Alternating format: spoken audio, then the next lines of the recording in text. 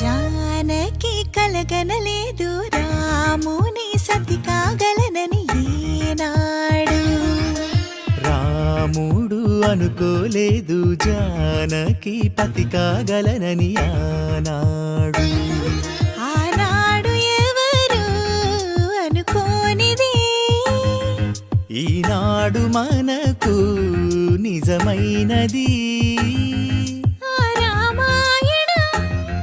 మన జీవన పారాయణం. రాముడు అనుకోలేదు జానకి పతి కాగలనని ఆనాడు.